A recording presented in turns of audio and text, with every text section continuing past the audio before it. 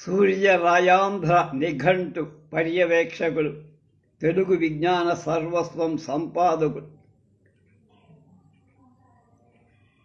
స్వాతంత్ర ఉద్యమ సమర యోధులు శ్రీ చీమకుర్తి గ్రంథాలయ వ్యాప్తి కారకులు శ్రీ చీమకుర్తి శేషగిరిరావు పంతులుగా 9వ భాగం 26/1/26 భారత రిపబ్లిక్ డే సందర్భంగా స్వాగతం సుస్వాగతం.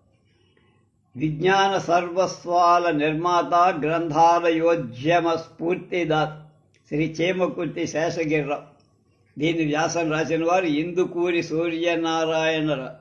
నిత్య సత్యాన్వేషి, నిరంతర పరిశోధకుడు, నిరంతర పఠనశీలి, గ్రంథాలయోద్యమ ప్రోత్సాహకుడు, సంఘ సంస్కరణ అభిలాషిగా చీమకుర్తి శేషగిరిరావుగా చిరకాలం ఆంధ్రదేశానికి, ఆంధ్ర ప్రజానీకానికి అకుంఠిత దీక్షతో, అంకిత భావంతో అమూల్యమైన సేవలు అందించారు. విజ్ఞాన సర్వస్వ సంపుటాల తయారీలో విశేషమైన కృషి చేశారు. ఆంధ్రదేశంలో బౌద్ధ మత వ్యాప్తి విషయమై ఎన్నో అమూల్యమైన విషయాలు వెలికి తెచ్చారు. తను 80వ ఏట కూడా ఎంతో ఉత్సాహంగా చివరి శ్వాస విడిచేదాకా పరిశోధనే పరమార్థంగా, సత్యాన్వేషణే ఆశయంగా పనిచేశారు. ఎన్నో సంఘ సేవా కార్యక్రమాలకు నడుం బింగించి ముందు నన్నారు. ఎవరు సంఘ సేవకు పూనుకున్నా యథాశక్తిగా వెనక ఉండి ప్రోత్సహించారు. ఎన్నో గ్రంథాలయకాలకు పుస్తకాలు విరాళంగా ఇప్పించారు. ముఖ్యంగా సుందరయ్య విజ్ఞాన కేంద్రానికి హైదరాబాద్ అపారమైన పుస్తక సంచయాన్ని చేకూర్చి పెట్టడం ఆయన గణనీయమైన పాత్ర ఉంది. అక్కడే చాకలి అయ్యలమ్మ శిలా విగ్రహం ఉంటుంది. 80 ఏళ్ల పాటు అనేక రంగాల్లో నిర్విరామమైన కృషి చేసి చిర యశస్సును ఆర్జించిన చీమకుర్తి శేషగిరిరావు గారి జీవితం ధన్యం, ఆదర్శప్రాయం. ఆయన అగ్రధిత రచన అంటే గ్రంథ రూపం రాని జయంతితే సుకృతినో రససిద్ధ కవీశ్వరా నాస్తి ఏషాం యశక్కాయ జరా మరణ భయన్నా మరణజం భయం భర్తృహరివాత సినిమాలో కూడా చూపిస్తారు. గుంటూరు జిల్లాలో క్విట్ ఇండియా ఉద్యమం. భారత స్వాతంత్ర సంగ్రామ చరిత్రలో క్విట్ ఇండియా ఉద్యమానికి ఒక విశిష్టత ఉన్నది. ఇది అచ్చంగా ప్రజల ఉద్యమం. ఉద్యమారంభంలోని దేశంలోని ప్రముఖ నాయకులందరూ నిర్బంధులయ్యారు. ఆ స్థితిలో ఎక్కడికక్కడే ప్రజలు, అందులో ముఖ్యంగా యువకులు ముందుకు వచ్చి ప్రభుత్వాన్ని స్తంభింపచేయడానికి ఎన్నో త్యాగాలు చేశారు. ఆ యువకులలో దాదాపుగా అందరూ సోషలిస్టు భావ ప్రేరణ. ఆ తర్వాత సోషలిస్టు ఉద్యమానికి వాళ్ళే కొంతవరకు రూపురేఖలు సంతరించారు. ఆనాడు తక్కిన భారతదేశంలో లాగానే తీర ఆంధ్రలో ఈ ఉద్యమం 1942-43 అజ్ఞాత యోధుల ఆధ్వర్యంలో ఆ పోరాటం అగ్నిలో సమిధలుగా సమర్పించి కొందరు ఈ పోరాటం సమసిపోకుండా సాగటానికి కృషి చేశారు. ఆ కృషిలో ఈ రచయిత కూడా ఉడతా భక్తిగా అంటే శేషగిరి పాల్గొని కృష్ణా గుంటూరు జిల్లాలో అజ్ఞాత యోధుల కృషి ఒక అనుసంధానకర్తగా పాల్గొనటం సంభవించి, అందువల్ల ఈ కథనంలో కొంత ఆత్మాశ్రయం అంటే ఆయనే రాసుకున్నారు చెప్తా. ఆ కథనాన్ని 1942 ఆగస్టు ప్రారంభంలో మొదటిష్టం సముచితం. అప్పటిలో నేను ఒంగోలు తాలూకా కాంగ్రెస్ కమిటీ కార్యదర్శి. ఆగస్టు 1 నాడు లేదో 2 అందుకు 1-2 రోజులు ముందుగాను బాపట్ల తాలూకా కాంగ్రెస్ ఆఫీసులో గుంటూరు జిల్లా కాంగ్రెస్ కార్యకర్తల సమావేశం. అప్పటి గుంటూరు జిల్లా కాంగ్రెస్ అధ్యక్షుడు మంతెన వెంకట్రాజు గారు ఏర్పాటు చేసి ఒంగోలు తాలూకా పక్షాన నేను వెళ్ళాను. తర్వాత కాలంలో పట్టాభి సర్క్యులర్ లేదా కర్నూలు సర్క్యులర్ అనే పేరుతో ప్రసిద్ధి పొందిన ఒక ప్రకటన యొక్క టైపు ప్రతులను వెంకట్రాజు గారు ప్రతినిధులకు అందజేశారు. కాంగ్రెస్ మున్ముందు సాగించదలుచుకున్న సంగ్రామం రూపురేఖలు అందులో చెప్పబడి హింసకు పూనుకోకుండా మిగిలిన అన్ని విధాల ప్రభుత్వాన్ని స్తంభింపచేయడం అందులో సారాంశం. రైలు పట్టాల తొలగింపు, ప్రభుత్వ కార్యాలయాలు వశపరుచుకోవటం మొదలు చర్యలు అందు ఆమోదిత. ఈ ప్రకటనను నేను వెంకటరాజు గారు విశదీకరించడానికి అది ఇంకా ఆగస్టు 8న జరగనున్న బొంబాయి సమావేశంలో ఆమోదం కావాల్సి ఉందని, అప్పుడు మాత్రమే అది అమలులోకి రాగలదని, ఒకవేళ నాయకులందరూ నిర్బంధితులైన ఆ సర్కులర్ని మార్గదర్శకంగా గ్రహించాలని.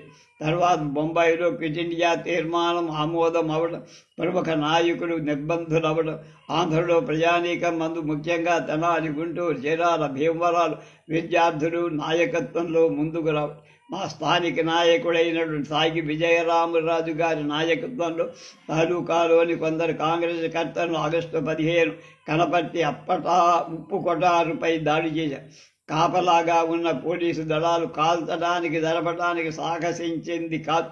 ఉప్పుని తీసుకొని తిరిగి వచ్చేటప్పుడు దూరంగా అదన పోలీసు దళాలు ఒంగోలు వైపు రావటం కనబడి, అప్పుడు రాజుగారు నన్ను పిలిచి, నేను పోలీసు వారికి చిరపరిచితుడు, ఆయన అందువల్ల తప్పించుకోవడం సాధ్యం కాదు, కనుక నువ్వు ఈ పక్కనున్న జొన్నతేలోకి పోయి దాక్కొని మమ్మల్ని అరెస్టు చేసిన తర్వాత ఏ విధంగా గుంటూరుకు చేరి అక్కడ ఉన్న ప్రముఖులతో సంప్రదించి ఉద్యమాన్ని ఆగిపోకుండా ఉండటానికి కృషి చెయ్యాలని ఆజ్ఞ.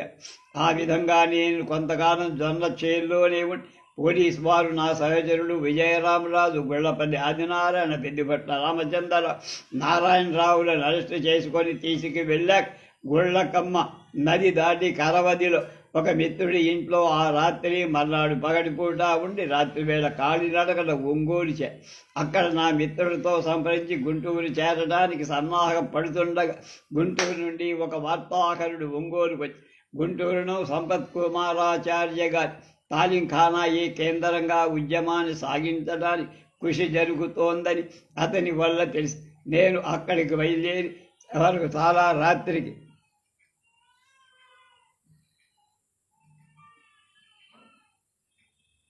శిక్షణా విధుకాలను గడుపుతుండేవాడు. బ్రహ్మచారి వారి తాలింఖానా గుంటూరులోని అగ్రహారంలో, అందులో పలువురు వ్యాయామాలతో శిక్షణ పొందేవాడు. దేశ సేవకు ముఖ్యమైంది ఆరోగ్య రక్షణ అని వాళ్ళ భావం. వారి శిక్షణలోని వారు దేశ సేవను గురించి బోధించేవారు. గుంటూరు జిల్లా కాంగ్రెస్ అధ్యక్షుడు మంతెన వెంకటరాజు గారు తాము అరెస్ట్ అయిన సమయంలో తన తరువాత నియంతగా గొల్లపూడి సీతారామయ్య గారిని నియమిస్తూ వారికి సహాయకుడిగా సంపత్తు గారిని నిర్దేశించి, అందువల్ల సంపత్తు గారి తాలింఖానయ్యి కాంగ్రెస్ కార్యకర్తల కేంద్ర జిల్లా కాంగ్రెస్ కమిటీని ప్రభుత్వం వశపరుచుకోకముందే అక్కడి సైక్లో స్టైల్ రోటరీ యంత్రాన్ని సంపత్తు గారి వద్దకు పంపారు. అలాంటి పరిస్థితుల్లో నేను వారి వద్దకు భవిష్యత్ కార్యాచరణను రూపొందించడంలో వారు అప్పటిలో మార్గదర్శకులు కాలేకపోయి అలసట చెంది ఒకరితో ఒకరు ఎలాంటి సంబంధం లేక పనిచేస్తున్న అజ్ఞాత సమర విరోధ వీధులు అందరూ జిల్లాకు సంబంధించినంత వరకైన ఒక వ్యవస్థ కిందకు తీసుకురావటానికి కృషి సాగించాల్సిందిగా ఆయన్ని కోరారు. వారు బొంబాయి నుండి ఏవో నిర్దేశాలు త్వరలో రావాలని, బొంబాయిలో ఒక కేంద్ర సంఘం ఏర్పడినట్టు తెలియవచ్చిందన్న.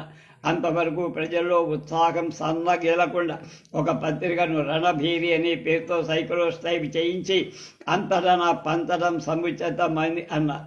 ఆ భావాన్ని వారు నాకు అప్పగించి అందుకున్నారు. సహాయకులుగా మధ్య భగళా ప్రసాద్, పుత్తూరి రామచంద్రరావు సాహెబ్.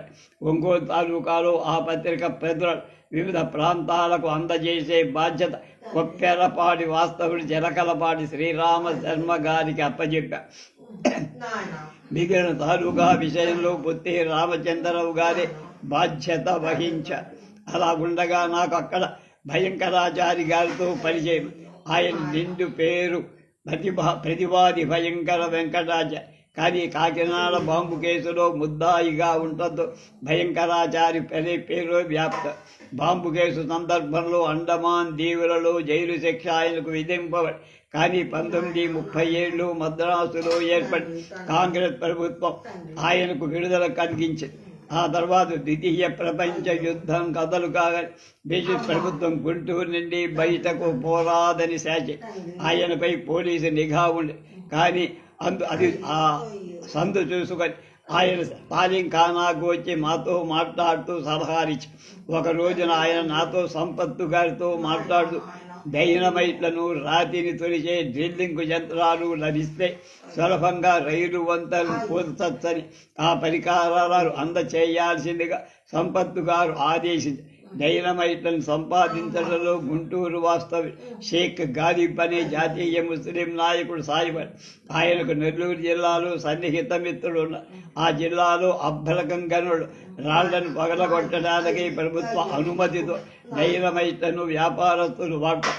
అలాంటి వ్యాపారస్తుల నుండి 24 డైనమైట్ దిమ్మలు గాలిబ్ సంపాదించి మాకు అందజేసి ఇక డ్రిల్లింగ్ మెషిన్ ఒకదాని ఇతలైనా కొనాలనుకొని పంపాల్సిందిగా ఒంగోలులోని నా బంధువు ముదివర్తి సత్యనారాయణ కోరారు. ఆయన మద్రాసుకు పోయి శ్రమపడి చేతి సహాయంగా పనిచేసే ఒక డ్రిల్లింగ్ మెషిన్ తెచ్చి అది సెప్టెంబర్ మొదటి వారంలో జరిగి అప్పటికి గుంటూరు నగరంలో పరిసరాల్లో పోలీసు రక్షణ ప్రభుత్వం విరివిగా వచ్చేసి మంగళగిరి పోయే రైల్వే లైన్ ఒక వంతెన స్తంభాన్ని తొలగించడానికి పూనుకోగానే కాపలాదారు ఆ వైపుకు రావటం కనబడి అప్పుడు భయంకరాచారి తన సహచరులతో తిరిగి రావాల్సి వచ్చి ఆ డైనమైట్లు బాంబులను తయారీలో వినియోగించి పోలీస్ స్టేషన్ అందు ఉంచగలని చెప్పి భయంకరాచారి దాన్ని తన వద్దనే ఉంది. అలాంటి పని చేసి వ్యక్తిగత హింసకు పాల్పడవలదని సంపత్తు గారు సలహా ఇచ్చారు, కానీ ఆయన దాన్ని పట్టించుకోలే. మిగతా విషయాలు రేపు.